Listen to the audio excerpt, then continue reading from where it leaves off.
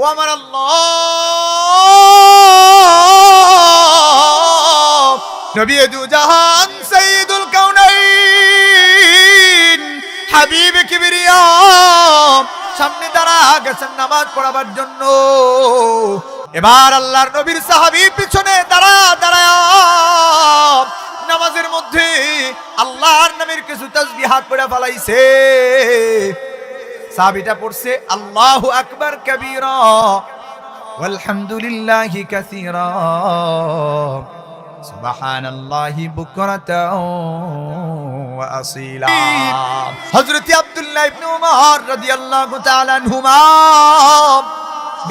ডাকিয়া গোটা জমিনের মানুষগুলারে বর্ণনা করে জানায় দেন, দুনিয়ার মানুষ শোনো, একবার আমরা আল্লাহর নবীর পিছনে নামাজে দাঁড়ায় গেছি। আল্লাহর নবী এবার নামাজ পড়েন, পিছন থেকে আমাদের কোন এক সাহাবী বন্ধুটা আল্লাহর নবীর পিছনে নামাজ পড়ে। এবার আল্লাহর নবীর সাহাবী পিছনে দাঁড়া নামাজের মধ্যে আল্লাহর নামের কিছু তাসবিহাত পড়ে ফেলাইছে। সাহাবীটা পড়ছে আল্লাহু আকবার কাবীরা ওয়ালহামদুলিল্লাহি কাসীরা সুবহানাল্লাহি বুকরাতাও ওয়া আসীলা।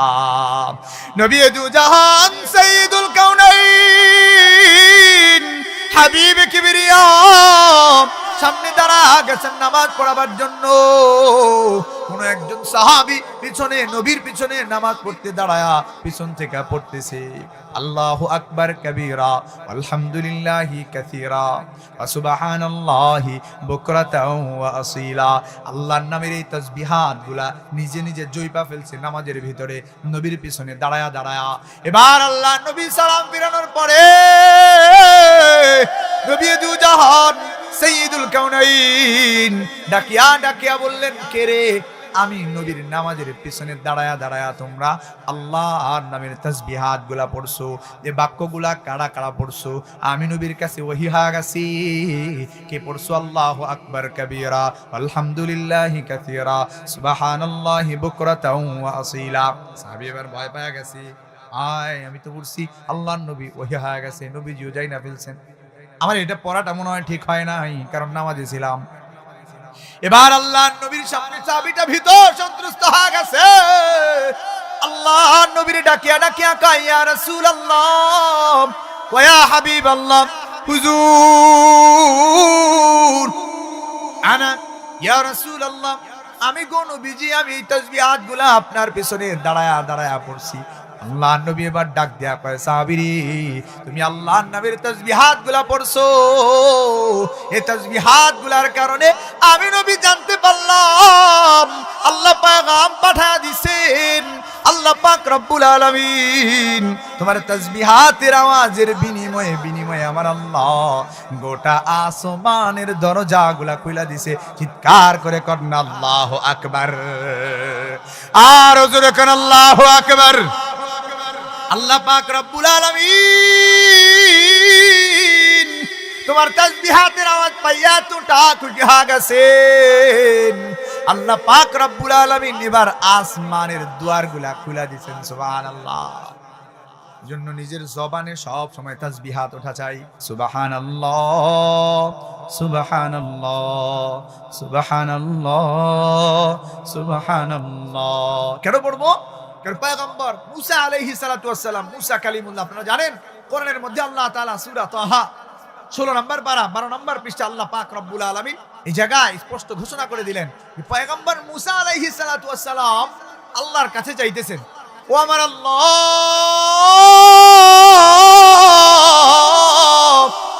আমার ভাই একজন আছে হারুন, আমার ভাই হারুনটারেও আপনি নবুয়াতি দান করেন। আমি একা ফিরাউনের বিরুদ্ধে কথা বলতে গিয়া মুখে জড়তা আছি, আমি আপনার পয়গাম নিয়ে যাই। ফিরাউনের দরবারের কিছু মানুষ উপহাস করে ঠাট্টা করে, আমার ভাই হারুন খুব স্পষ্ট ভাষী, হুয়া আফসাহু মিন্নি লিসানা ফারসিল মাইয়া বানি ইসরাঈল। ও আমার আল্লাহ, আমার ভাইটারে আপনি নবুয়াতি দান করেন। জোরে কোন সুবহানাল্লাহ।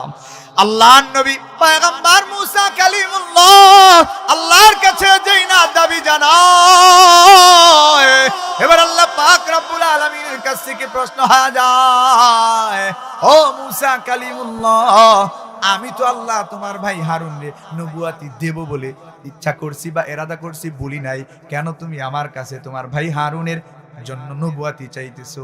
এবার পয়গম্বর মুসা আলাইহিস সালাম আল্লাহ পাক রব্বুল আলামিন রে ডাকিয়া ডাকিয়া কয়, আমার আল্লাহ কাইনু সাব্বিহাকা কাসীরা, ও আমার আল্লাহ, আমার ভাই হারুন রে আপনি এই জন্য নবুয়াতি দেন যাতে করে আমি মুসা কালিমুল্লাহ শুধু একা নয়, আমার ভাইটারে সঙ্গে নিয়া আপনি আল্লাহর তাসবিহাত গুলো আমাদের কণ্ঠে উঠাইতে পারি।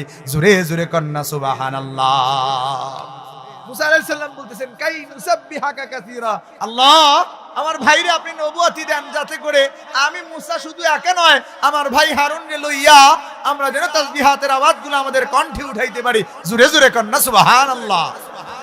পয়গম্বর জাকারিয়া আলাইহিস সালাম কোরআন থেকে শুনাইতেছি, সবগুলা কথা কোরআন থেকে শুনাই। কেন আপনি তাসবিহাতের আওয়াজ দিবেন? মা বোন, আপনি রান্না করছেন, বসে আছেন, তো আপনি তাসবিহাতের আওয়াজ কেন দিবেন? এগুলো কেন পড়বেন বারবার? এটা অভ্যস্ত হইতে হয়, পারা যায় না নচেত বাজান। এটা অভ্যস্ত হইতে, এখানে যারা বসে আছেন খুব জোরে জোরে পড়বেন। আমি চাই আপনাদের আজকের এই আলোচনার মাধ্যমে জিন্দেগির মোড় পরিবর্তন হয়ে যায়, তাসবিহাতের আওয়াজগুলো আপনাদের কণ্ঠে উঠিয়া যায়। জোরে কোন আল্লাহুম্মা আমিন।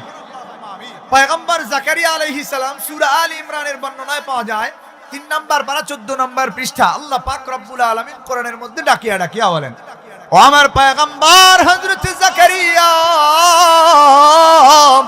আমি আল্লাহ পাক রব্বুল আলামিন তোমার একটা সন্তান দান করব। হযরত জাকারিয়া আলাইহিস সালাম আল্লাহর কাছে চাইলেন, ও আমার আল্লাহ, আমার একটা সন্তান কি দেয়া যায়? বৃদ্ধ বয়স হয়ে গেছে, বৃদ্ধ বয়সে আল্লাহ পাক রব্বুল আলামিন হযরতে জাকারিয়া আলাইহিস সালাতু ওয়াস সালামকে বললেন, তোমারে আমি আল্লাহ একটা সন্তান দান করব, যাও যাও তোমারে আমি সন্তান দেব। আল্লাহ পাক রব্বুল আলামিন কোরআনের মধ্যে ডাকিয়া ডাকিয়া বলেন, তোমার সন্তানের নাম আমি আল্লাহ পাক রব্বুল আলামিন নিজে রাখিয়া দিলাম, ইসমুহু ইয়াহইয়া লাম নাজআল লাহু মিন ক্বাবলু সামিয়া।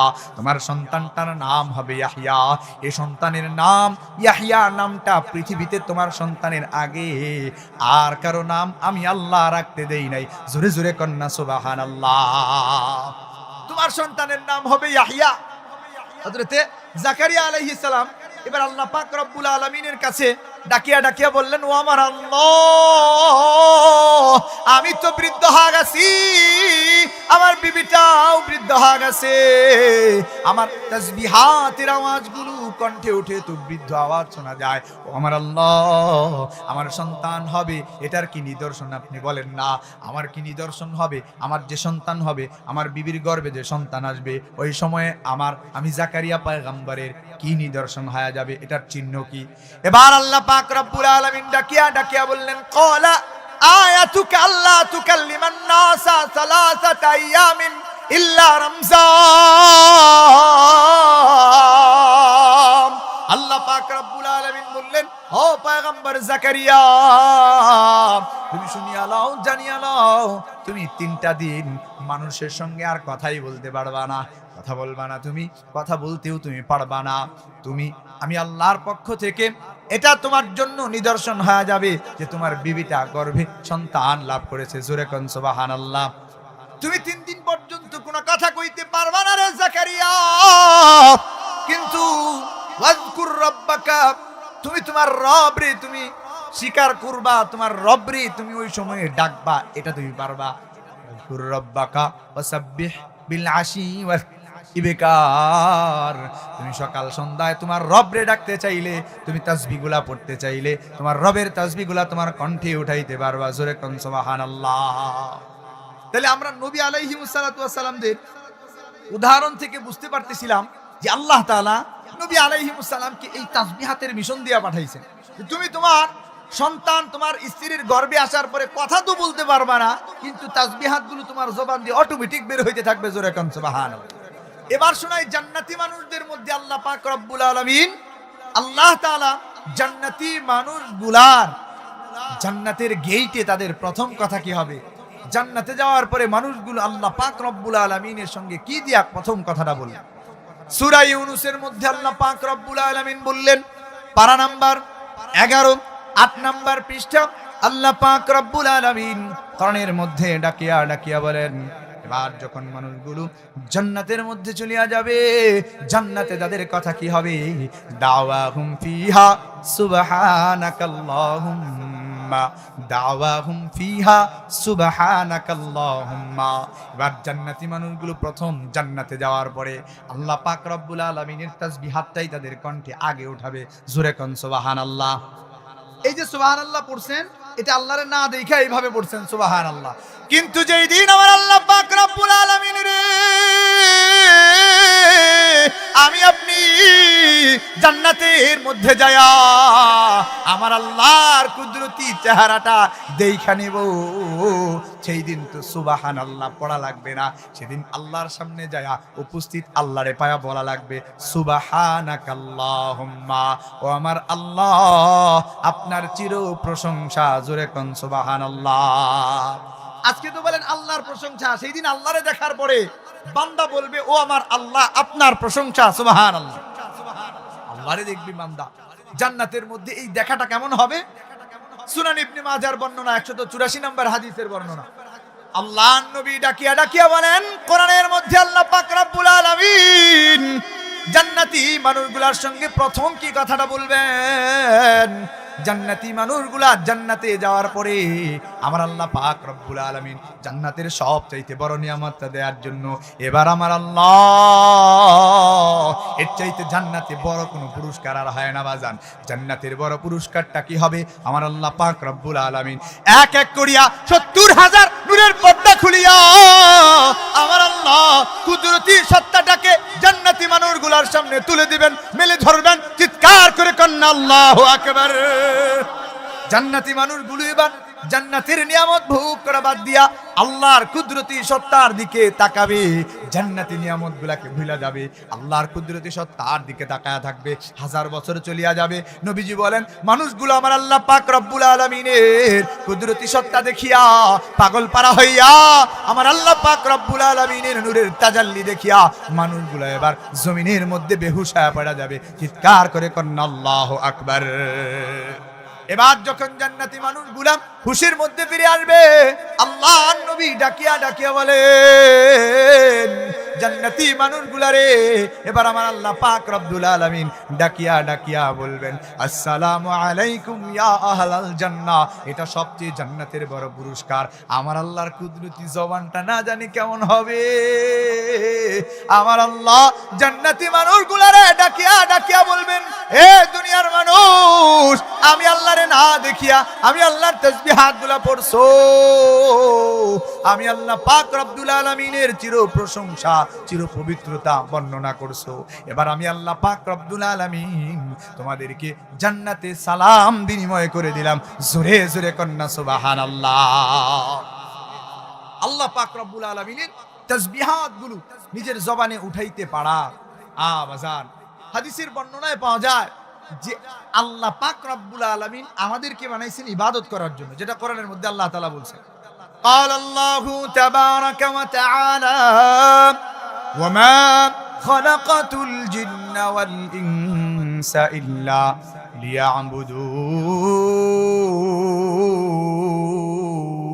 ليعبدون। আল্লাহ পাক রব্বুল আলামিন বলেন গোটা জমিনের মানুষগুলারে আমি আল্লাহ আমার ইবাদতের জন্য বানাইছি। এরপরেও মানুষগুলো গোটা জমিনের মানুষগুলা আমার আল্লাহ পাক রব্বুল আলামিনের সব সময় প্রশংসা করতে পারে না। 700 কোটি মানুষের মধ্যে প্রায় 500 কোটির উপরেই তো এরা আল্লাহর প্রতি ঈমানই রাখে না। 200-250 কোটি মানুষ যারা আছে আল্লাহর প্রতি ঈমান রাখে, এদের মধ্যে অনেক মানুষ আছে আল্লাহ পাক রব্বুল আলামিন অনেক সময় বহু সময় পার হয়ে যায় আল্লাহরে স্মরণই করতে পারে না। যারাও আবার আল্লাহকে স্মরণ রাখে, নামাজ পড়ে, ওরাও তো অল্প কিছু সময়ের জন্য তাসবিহাতগুলা পড়ে আল্লাহরে স্মরণ রাখে। কিন্তু আল্লাহর নবী হাদিসের মধ্যে ডাকিয়া ডাকিয়া বলেন এমন একটা জিনিস বাকি নাই যে জিনিসটা আমার আল্লাহর তাসবিহাতের আওয়াজ তাদের কণ্ঠে উঠায় না। খায়বারের যুদ্ধের বর্ণনায় পাওয়া যায় আল্লাহর নবী খায়বারের যুদ্ধ পরিচালনা করলেন। সাহাবায়ে কেরামের জামাত আল্লাহর নবীর সামনে দাঁড়ানো। আল্লাহ নবীর সামনে দাঁড়ায়া সাহাবায়ে কেরামের সব পানি ফুরায় গেছে। এবার শুধু আল্লাহ নবীর সামনে একটু পানি আছে। ওয়াবাইনাহুম রাকওয়াতুন, আল্লাহ নবীর সামনে শুধুমাত্র একটা চামড়ার পাত্রে সামান্য পানি আছে। সাহাবায়ে কেরামের আর কারো কাছে কোনো পানি নাই। এবার যখন পানি ফুরায় গেছে, সাহাবায়ে কেরাম 1000-এর বেশি সাহাবায়ে কেরামের সংখ্যা। এবার সাহাবায়ে কেরাম পানি পাইবেন কোথায়? এবার সাহাবায়ে কেরাম ওযু করবেন কি দিয়া? এবার আল্লাহর নবীর কাছে সাহাবায়ে কেরাম চলিয়া যায়। আল্লাহর নবীর ডাকিয়া ডাকিয়া বলেন, ইয়া রাসূলুল্লাহ ওয়া ইয়া হাবিবাল্লাহ, হুজুর আমাদের কাছে লাইসা ইনদানা মাউন কুন্না নাতাদাউ বিহি ওয়া নাশরাবু মিনহু, আমাদের কাছে এমন কোনো পানি নাই যেই পানিটা দিয়া আমরা ওযু করতে পারি, যেই পানিটা আমরা পান করতে পারি, এমন কোনো পানি আমাদের কাছে নাই গো ইয়া রাসূলুল্লাহ। আল্লাহর নবীর সামনে একটা পাত্র রাখা। আল্লাহর নবী এবার সাহাবায়ে কেরামকে ডেকে ডেকে বললেন, রে আমার সাহাবায়ে কেরামের জামাত, কোথায় পানি পাওয়া যায়? সামান্য পরিমাণ পানি হলে উনি আসো আল্লাহর নবীর কাছে। আল্লাহর নবী বলে দিলেন, উতলুবু ফাদলাতাম মিনাল মা, অল্প পানি হলেও নিয়ে আসো আমার কাছে। অল্প পানি আল্লাহর নবীর কাছে আনা হলো।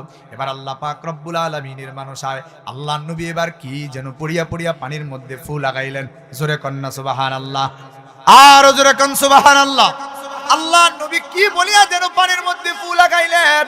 এবার দেখা গেল আল্লাহর নবীর ডান হাতের বরকতের ছোঁয়া পাইয়া,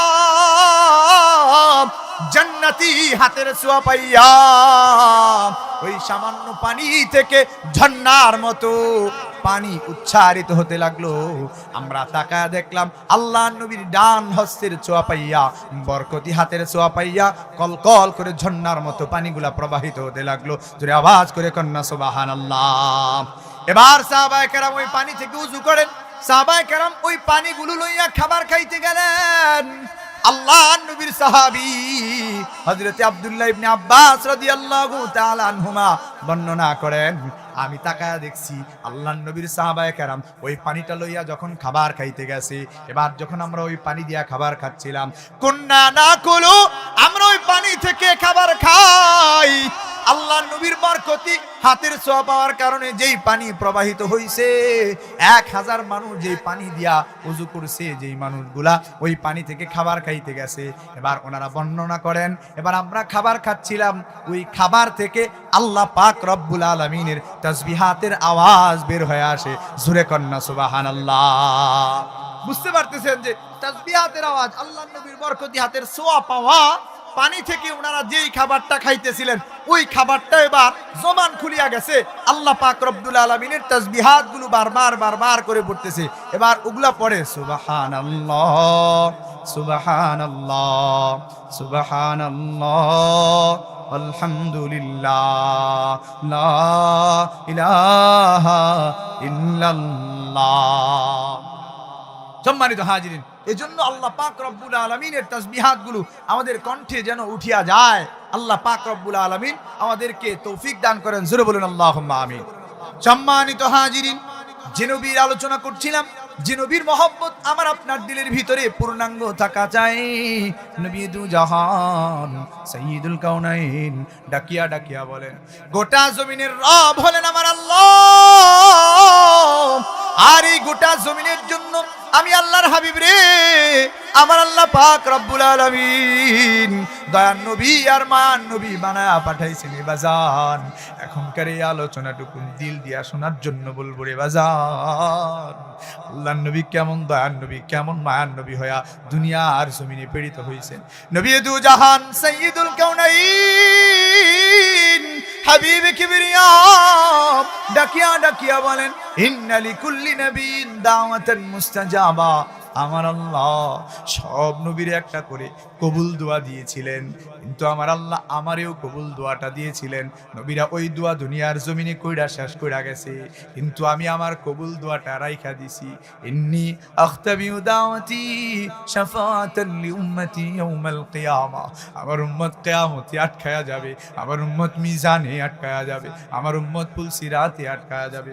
এজন্য আমি আল্লাহর নবী আমার ওই দাওয়াতে মুস্তাজাবাটা কিয়ামতের ময়দানে আমার উম্মতগুলারে ছুটাবার জন্য রাইখা দিছি। জোরে কন্না সুবহানাল্লাহ।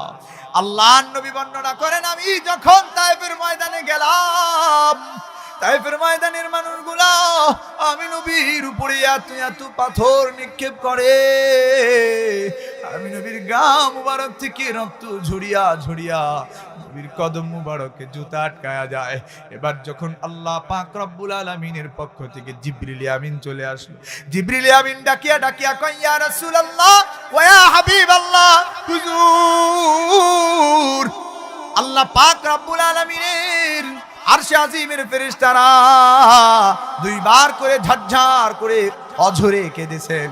আপনি আজকে যখন তায়েফের ময়দানে নির্যাতিত হয়েছেন, আপনি নবীর গায়ে পাথরের আঘাতের পর আঘাতের কারণে আল্লাহ পাক রব্বুল আলামিনের পুরা ফেরেশতা কুলগুলো আল্লাহর দরবারে ঝরঝর করে কেঁদে দিয়েছে।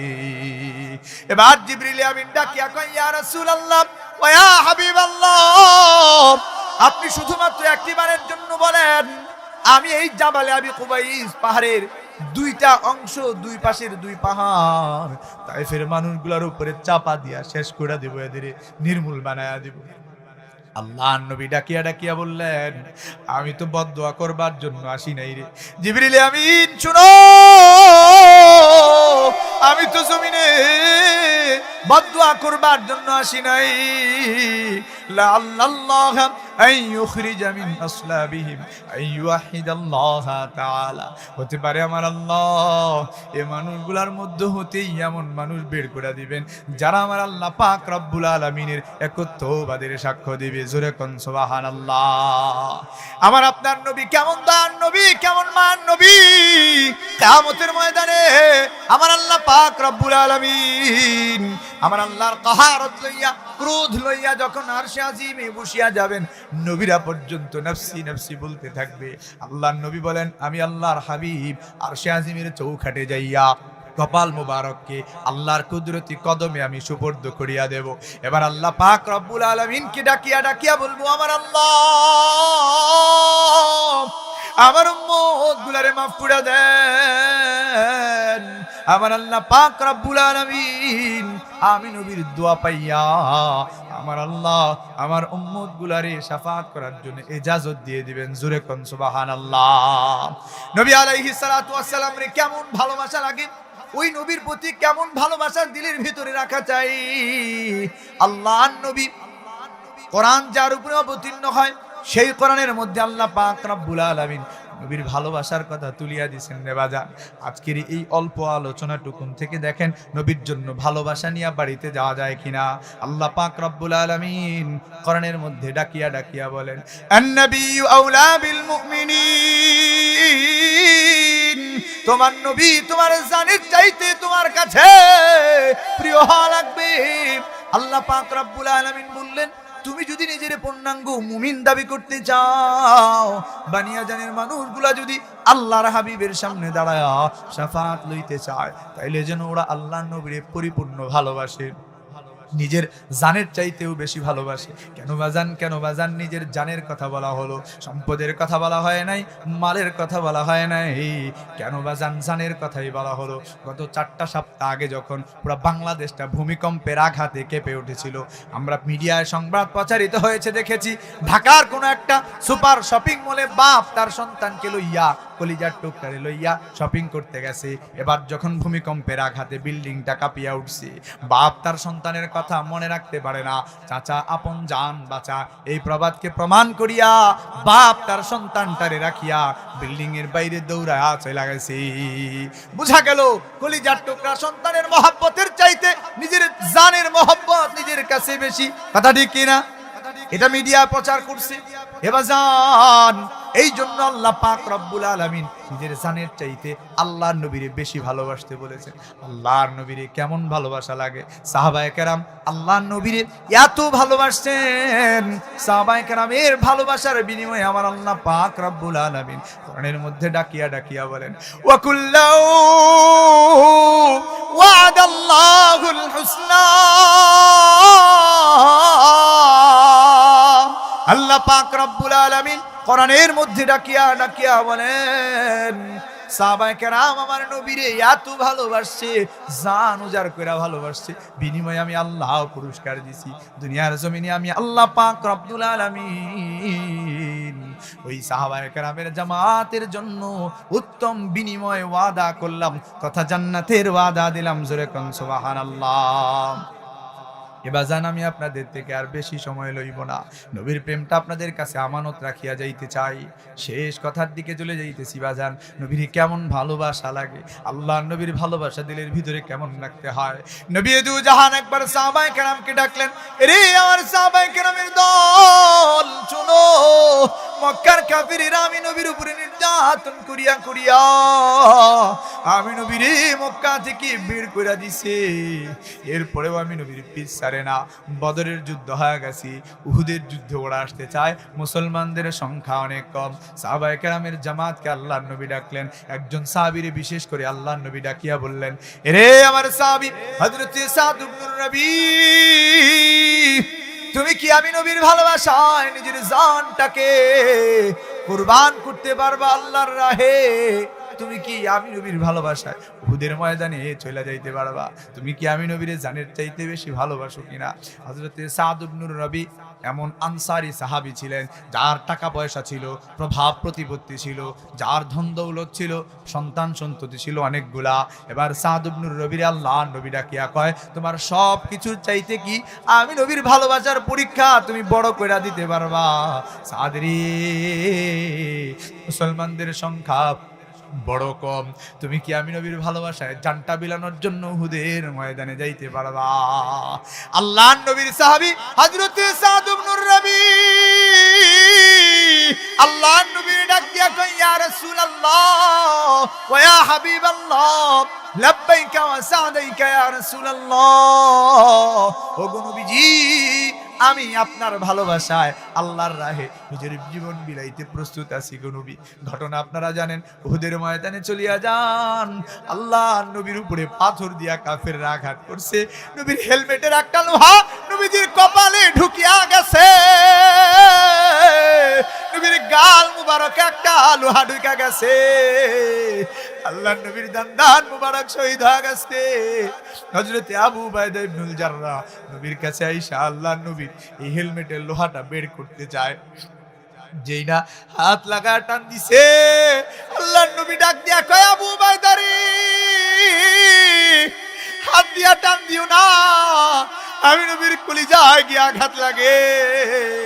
হযরত আবু উবাইদা ইবনুল জাররাহ নবীজির লোহাটাকে বের করার জন্য এবার দাঁত লাগায়া দিছে, যেই না দাঁতটা লাগায়া জোরে করে একটা কামড় দিছে, নবীজির মাথার কপালে ঢুকিয়া যাওয়া হেলমেটের লোহাটা তো বের হয়ে আসছে, কিন্তু আবু উবাইদা ইবনুল জাররাহের দাঁত একটা পড়ে গেছে। নবীর আরেকটা লোহা বের করতে গেছে, আবু উবাইদা ইবনুল জাররাহের দ্বিতীয় দাঁতটাও পড়ে গেছে। এবার হযরতে আলী আল্লাহর নবীর কাঁধে লইয়া পাহাড়ের চূড়ার দিকে দৌড় দিছে, আল্লাহর নবীরে নিয়ে শোয়া রাখছে। নবীজির হুশ আসার পরে আল্লাহর নবী ডাকিয়া ডাকিয়া কয়, কি আসরি আমার ওই সাহাবীগুলার সংবাদ এনে দিতে পারবা? যেই সাহাবীগুলা নিজের জীবন বিলানোর জন্য আমি নবীর এক কথায় আল্লাহর রাহে ওদের জীবন বিলাইতে চলে গেছে, ওই সাহাবীগুলার কি খবর, কি সংবাদ আইনা দিতে পারবা? আমার সাদ ইবনে রবির সংবাদ কি আইনা দিতে পারবা? আমার সাদ ইবনে রবির অবস্থা বুঝি বেশি ভালো না। নবী দু জাহান সাইয়্যিদুল কাউনাইন হাবিবে কিবরিয়া ডাকিয়া ডাকিয়া যখন এই কথাগুলা বললেন, দাঁড়ায় গেলেন হযরতে যায়েদ ইবনে সাবিত রাদিয়াল্লাহু আনহু। আল্লাহর নবীর কাছে আসিয়া কয়, ইয়া রাসূলুল্লাহ ওয়া ইয়া হাবিবাল্লাহ, হুজুর আপনি শুধুমাত্র বলেন না আপনার কি আদেশ, কি পয়গাম, আমি সাদ ইবনে রবির তালাশে যাব। আল্লাহর নবী বললেন, আমার মন বলে আমার সাদের অবস্থা বুঝি বেশি ভালো না।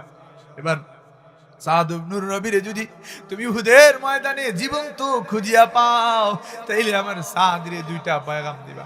এক নম্বরে আমি নবীর পক্ষ থেকে আমার সাদরে সালাম দিয়া দিবা। জোরে কোন সুবহানাল্লাহ। এবার যখন হযরত যায়েদ ইবনে সাবিত একটা পয়গাম লইয়া এই সামনের দিকে অগ্রসর হতে লাগলেন, আল্লাহর নবী পিছন থেকে ডাক দিবেন, যায়েদরে দাঁড়াও, যায়েদরে দাঁড়াও, নবীর 2 নাম্বার পয়গামটা লইয়া যাও। তুমি যদি আমার সাদ ইবনুর নবীরে খুঁজিয়া পাও, আমি নবীর দিল কেন যেন সায় দেয়, আমার সাদের অবস্থা বুঝি বেশি ভালো না। আমার সাদরে যদি খুঁজিয়া পাও, তাইলে আমার সাদরে জিজ্ঞাসা করবা কাইফা তাজিদুকা, নবীর প্রেমের কারণে নিবের জীবন বিলাইতে আসছো রে সাদ, তোমার অবস্থা কি, তুমি কেমন আছো? আমি নবীর পক্ষ থেকে এটা জিজ্ঞাসা করবা।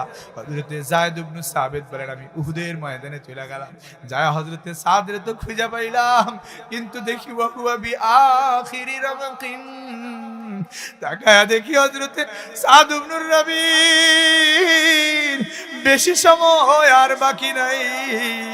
কারণ আমি তাকা দেখলাম নবী ৭০ দরবাতান, গায়ের মধ্যে ৭০টার বেশি আঘাত, তীরের আঘাত, তরবারির আঘাত।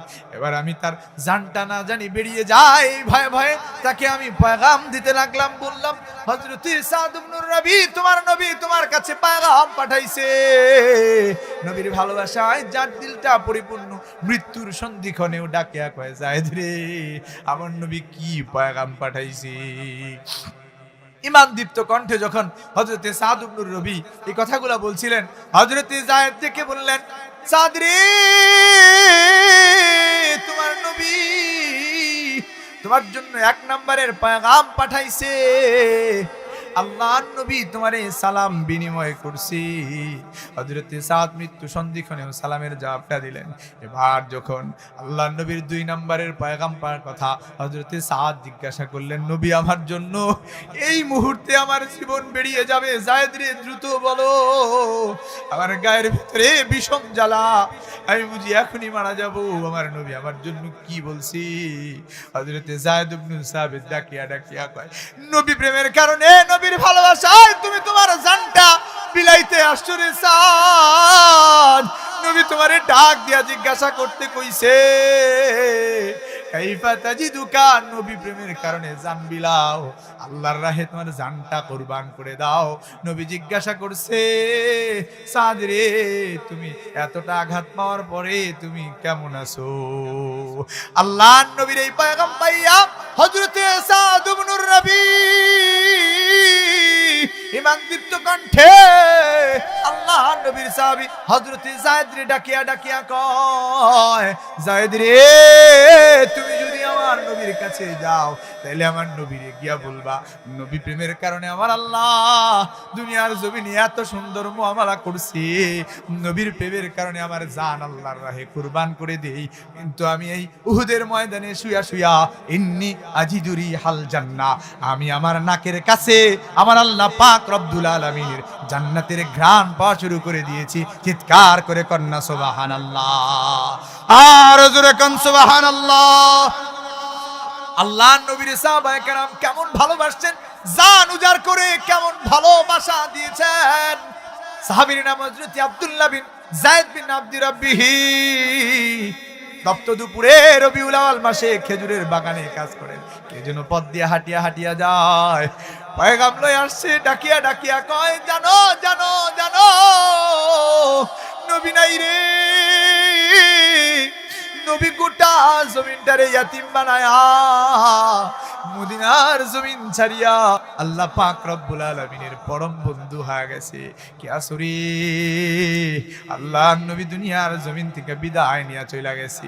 এই কথাখানি শুনবার পরে নবীর প্রতি কেমন ভালোবাসা সাহাবায়ে কেরামের দিলে। আল্লাহর নবীর সাহাবী হযরত আব্দুল্লাহ বিন যায়েদ বিন আব্দি রাব্বি 2টা নয়ন বন্ধ করি আল্লাহর দরবারে হাত তুলে দিছে, আল্লাহরে ডাকিয়া ডাকিয়া কয়, ও আমার আল্লাহ, যেই জমিনে আমার নবী নাই, যেই জমিনে আমার হাবিবরে নয়ন খুললে তাকাইলে দেখা যাবে না, ওই জমিনের আলো বাতাস আমি আব্দুল্লাহ বিন যায়েদ বিন আব্দি রাব্বি তাকায়া তাকায়া দেখতে চাই না। ওই দিনই আমার নয়নের আলো ফিরাইয়া দিয়েন গো আল্লাহ, যেদিন আমার হাবিব আমার চোখের সামনে থাকবে। জোরে জোরে কন্যা সুবহানাল্লাহ। দোয়াটাও এমন কবুল দোয়া, দাওয়াতি মুস্তাজাবা। আল্লাহ পাক রব্বুল আলামিন হযরত আব্দুল্লাহ বিন যায়েদ বিন আব্দি রাব্বিহির দোয়াটা সঙ্গে সঙ্গে কবুল করিয়া চিরজন্মের জন্য অন্ধ বানায়া দিছি। জোরে জোরে কন্যা সুবহানাল্লাহ। এবার জান এই জন্য বলিয়া যাই, নবীর প্রেমটা দিলের ভিতরে উঠান, কারণ নবীর সামনে গিয়া দাঁড়ানোর পরে আল্লাহ নবী যদি না চিনে বানিয়া জানের মানুষগুলারে শাফাত না করে যাওয়ার কিন্তু কোনো ওই জায়গা থাকবে না। আলোচনা শেষ করে দেই বাজান। আর দুইটা মানুষের ব্যাপারে বলবো বাজান, পায়ে হাত দিয়া বলি, পর্দার অন্তরালের মা গুলা বেশি রাত করা যাবে না, ফজর পড়তে হবে বাজান। পায়ে হাত দিয়া বইলা যায়, আরো দুইটা মানুষ আছে নবীর পরে যাদের মহব্বত দিলের ভিতরে উঠাইতে হয়। ওই দুইজন মানুষকে আল্লাহর নবী বললেন হুমা জান্নাতুকা, ওই দুইটা মানুষ তোমার জান্নাত, ওই দুইটা মানুষ তোমার জাহান্নামে যাওয়ার কারণ। নবীজি বললেন ওই দুইজন মানুষের সন্তুষ্টি তোমার আল্লাহর সন্তুষ্টির কারণ। জানি না এই মজলিসে কারা বসে আছেন বাপ হারা হইয়া, চির ইয়তীম হইয়া মা হারাইছেন, এখানে বসে আছেন পর্দার অন্তরালের মা ও বোন, জানি না কে বাপ হারাইছেন বাজান, কথা বললেন না। শেষ আলোচনার দিকে চলে যাইতেছি বাজান। পর্দার অন্তরালের মা ও বোন, জানি না কে মা হারায়া কে বাপ হারায়া বসে আছেন।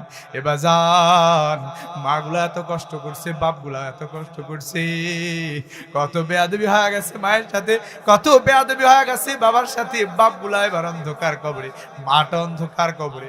কোনোদিন তো বাবার বুকটা জড়া ধইরা বলা হয় নাই বাবা, ও বাবা আমি তোমারে দিল উজাড় কইরা ভালোবাসি বাবা। কোনদিন মায়ের পা দুইটা জড়া ধইরা বলা হয় নাই মাগো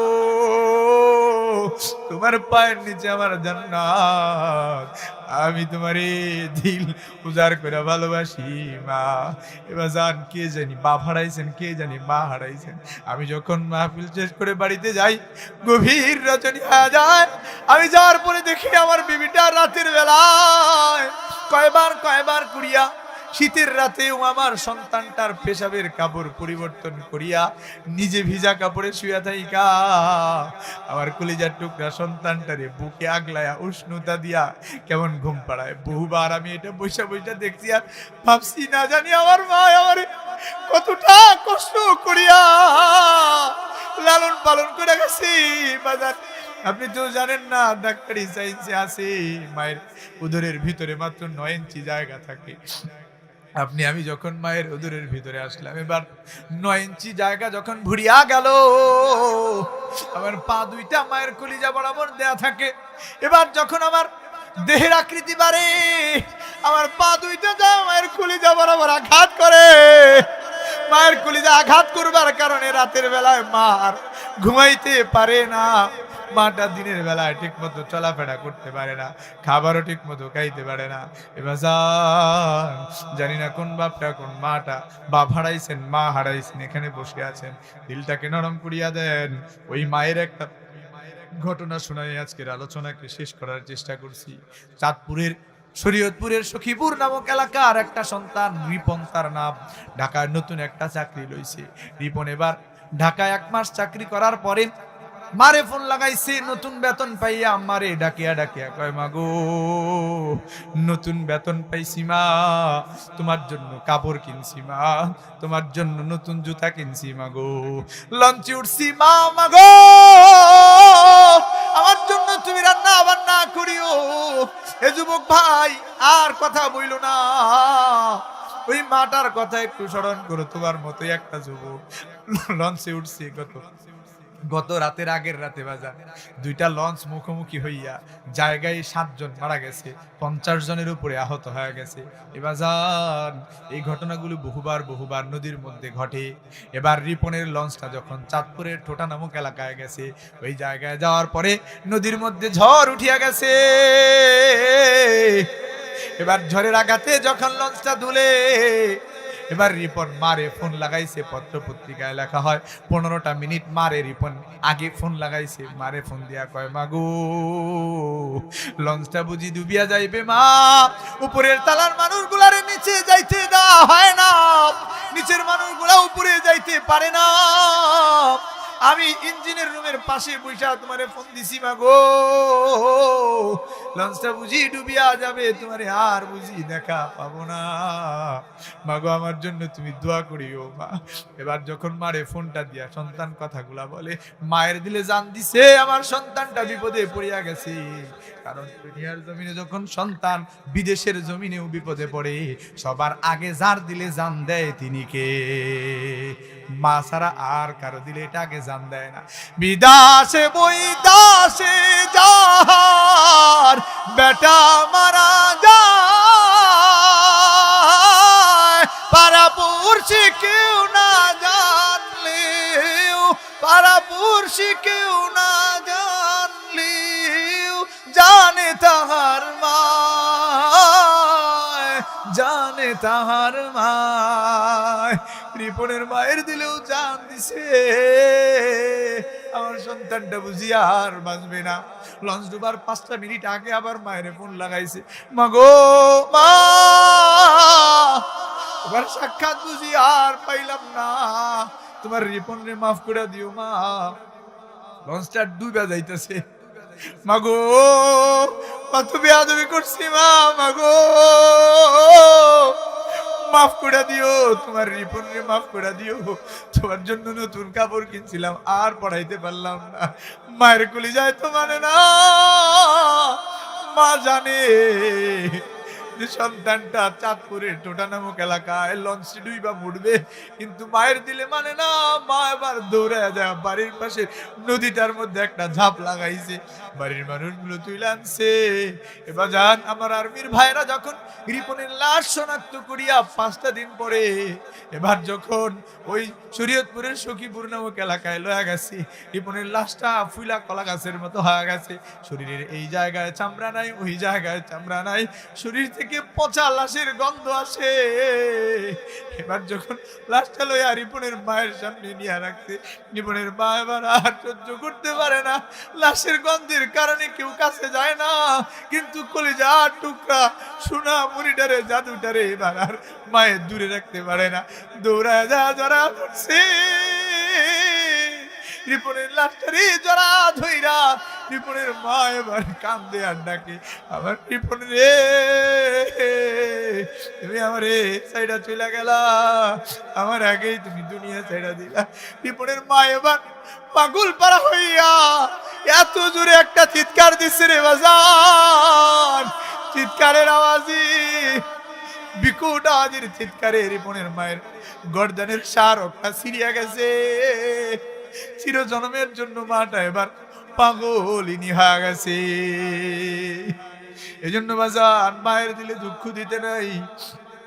ওয়ালা তাকুল্লাহুমা উফিউ ওয়ালা তানহারহুমা, যার মা আছে যার বাপ আছে, মায়ে বাপে কিছু কইলে তারি দিয়া কথা কইও না, কারণ আল্লাহ কইছে ওয়ালা তাকুল্লাহুমা উফিউ ওয়ালা তানহারহুমা, উ শব্দ পর্যন্ত করা যাবে না বাজান।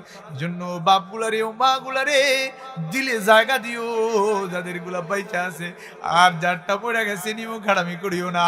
বাপের মায়ের ওয়ারিসের সম্পদ পাইয়া ভোগ করো, আর বছরে একবার মুল্লা খায়া বাপ মারে কি কবরের আযাব থেকে পার দিতে চাও?